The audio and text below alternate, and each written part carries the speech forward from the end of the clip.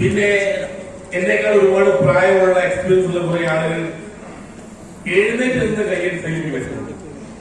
നിങ്ങൾ എന്റെ മുമ്പിൽ എഴുന്നേൽക്കുന്ന ആളല്ല, ഞാൻ നിങ്ങളുടെ മുമ്പിൽ എഴുന്നേൽക്കുന്ന ആളാണ്.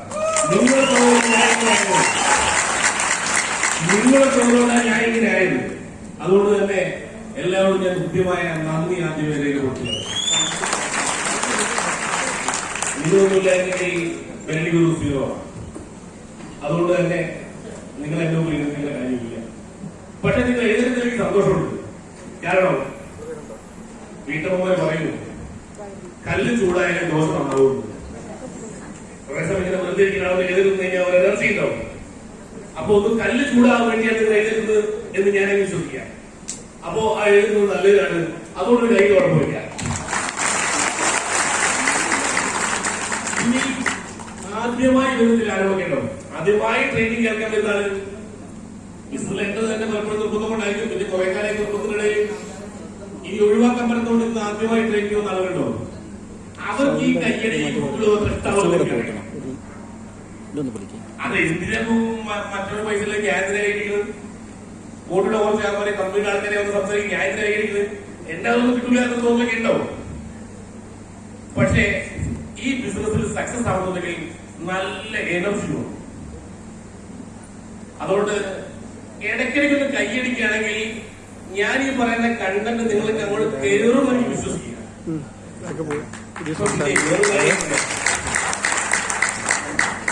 എന്റെ അടുത്തുനിന്ന് നിങ്ങൾ ഒരുപാട് വലിയ ട്രെയിനിങ് ഒന്നും പ്രതീക്ഷിക്കണം. എന്റെ പൊതുവെ ഒരു സ്വഭാവം എന്ന് പറഞ്ഞാൽ കഥ പറയാം. ഞാൻ എന്തെങ്കിലും പറയാൻ ഉദ്ദേശിക്കേണ്ട അതൊരു കഥയും പറയും. ആ കണ്ടതകത്തുണ്ടാവും. ഈ കഥ എന്ന് പറഞ്ഞാൽ എന്തൊരു നമ്പറാണ്. അത് എനിക്ക് എന്റെ അച്ഛൻ വഴി കിട്ടിയതാണ്. ഒരു മൂലോക നമ്പറാണ്. ഈ കഥകൾ അച്ഛൻ വഴി കിട്ടിയതാണ്. അച്ഛൻ കൃഷിക്കാരാണ്. ഇപ്പൊ 84 വയസ്സായി. ഇപ്പൊ കൃഷിയൊന്നും ചെയ്യുന്നില്ല. വാർദ്ധക്യസഹജമായ ചില അസുഖങ്ങളൊക്കെ എന്റെ വീടുകളിൽ കറിയടക്കുന്നുണ്ട്.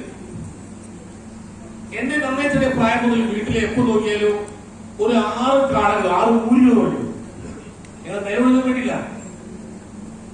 അതുമായി ബന്ധപ്പെട്ട് ഒന്നോടെ പശു പറയണ്ടോ? പിന്നെ കുറച്ച് ആട്, കുറച്ച് കോഴി. ഈ നെൽകൃഷിയുമായി ബന്ധപ്പെട്ട് നടക്കുന്നതാണ് ബാക്കിയല്ല ഈ കാലി കൃഷി, കോഴിക്കൃഷിയൊക്കെ. അത് നെല്ലുകളെല്ലാം വിട്ടുണ്ടാവും പൊതുവെ. എന്റെ അച്ഛൻ 14 വയസ്സ് മുതൽ കൃഷിയാണ്. എന്റെ മുത്തച്ഛൻ അച്ഛൻ ആള് ഓമശ്ശേരി സ്കൂളാ മാഷായിരുന്നു. ഇതേപോലെ 48ാമത്തെ വയസ്സിൽ മരിച്ചു. അത് ഞാൻ കണ്ടിട്ടില്ല. അന്ന് എന്റെ അച്ഛമ്മക്ക് എന്റെ മുത്തശ്ശിക്ക് 7 മക്കളിലും മൂത്ത മകൻ എന്റെ അച്ഛൻ 14 വയസ്സിലും ഇളയ മോള് 79ാമത്തെ ദിവസത്തിലാണ്. 79 ദിവസം മുതൽ 14 വയസ്സ് വരെ പ്രായമുള്ള 7 മക്കളെ 34 വയസ്സുള്ള ഭാര്യനെ ഇവിടെ നിർത്തിയിട്ടാണ് മുത്തശ്ശി പോയത്. ആൾ അധ്യാപകനായതുകൊണ്ട് തന്നെ മക്കൾ നന്നായി പഠിപ്പിക്കുന്ന അച്ഛനോട് ഇത് പറയുന്നുള്ളൂ. ഞാൻ കുറെ കൃഷിഭൂമി കണ്ടായിരുന്നു. ദരിദ്രല്ല, എന്താ സമ്പന്നല്ല, ഒരു ഇടത്തരം കൃഷിക്കാരൻ.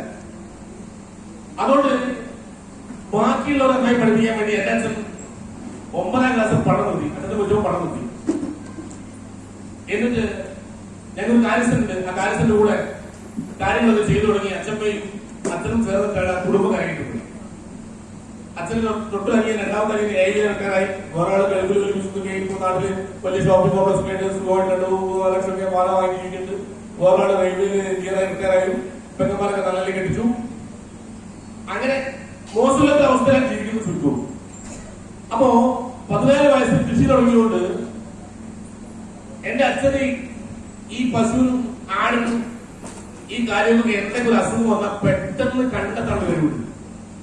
എന്റെ വീട്ടിൽ 400 മീൽ അപ്പുറമാണ് വെറ്ററിനറി ഹോസ്പിറ്റൽ, ഉല്ലാസത്തിൽ. പക്ഷേ എന്താ ഒരു പനി വന്ന ഒരു അസുഖം വന്നു കഴിഞ്ഞാൽ ഹോസ്പിറ്റലിൽ ഒന്നും പറഞ്ഞില്ല. പശുവിനല്ലേ കാണിക്ക് നേരം കൊടുക്കുമ്പോ രോഗം ഇങ്ങനെ ഒരു പനി പോയിട്ടുണ്ടല്ലോ. അതിന് അച്ഛന്റെ ചികിത്സയാണ്.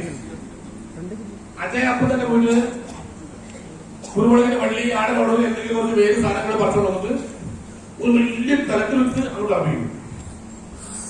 എന്നിട്ട് അത് ഇന്ന് രാത്രി കത്തിച്ചിടും. പുളിന്റെ കൊമ്പൊക്കെ വെക്കാം, നല്ല ചൂടുണ്ടാവും. നേരെ കൊടുക്കുമ്പോഴേക്കും നന്നായി തിളച്ച്